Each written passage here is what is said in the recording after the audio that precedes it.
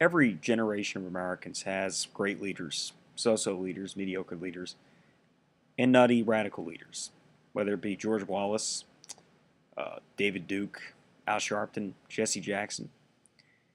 Today, that radical is Rand Paul. Rand Paul is radical in that he believes that fundamentally the United States is wrong in its position in the world. I've gone into this more into detail during the campaign. Words that could describe Dr. Paul are radical, nutty, ignorant, moronic, idiotic,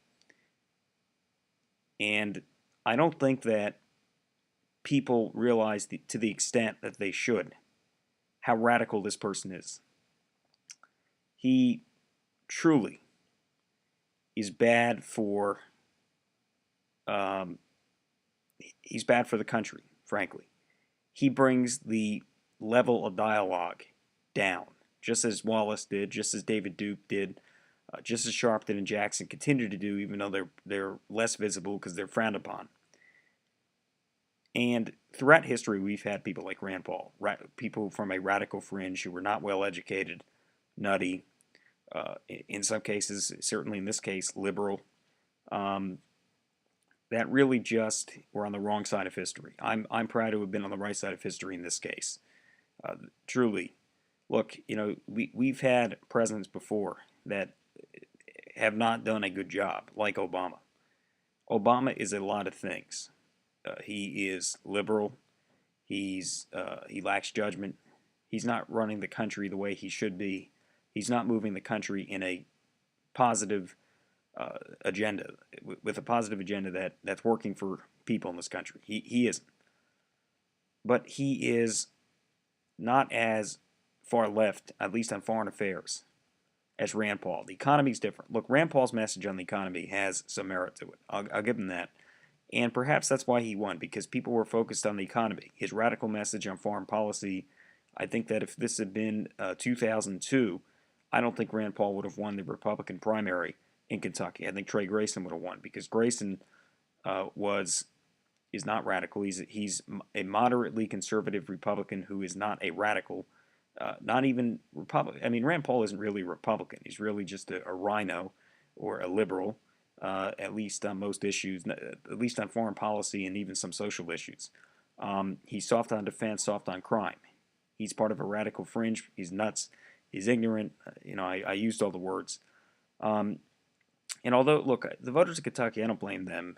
They were fooled into voting for Rand Paul. They were, the media came out against Rand Paul, and usually when the media is against somebody, that means you should be for them. Although in this case, the media happened to be right.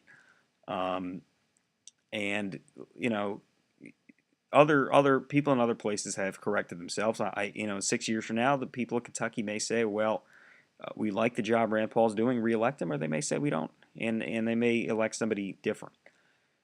I think it also depends on the issues. If it's the economy, Rand Paul wins. If it's foreign policy, Rand Paul's in trouble because he's radical on these issues. His father was soundly rejected.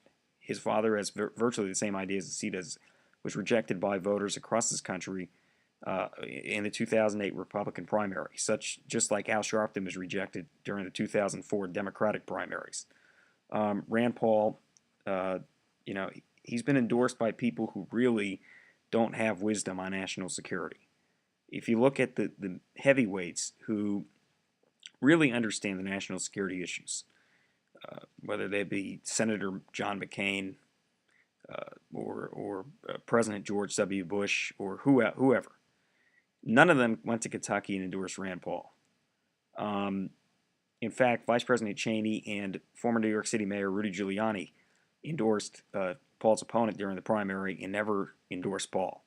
So people who are concerned about our national security know that Rand Paul's a radical. They want to be on the right side of history, and therefore they did not support Rand Paul. He's radical. I think he won because people are angry at the Democrats.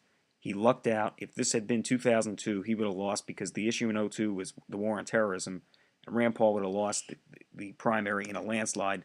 Not to mention that if his name wasn't Paul, he probably wouldn't have gotten anywhere in this. He just would have been seen as another nutcase running for office. And look, I think this guy, honestly, this guy is basically Ralph Nader.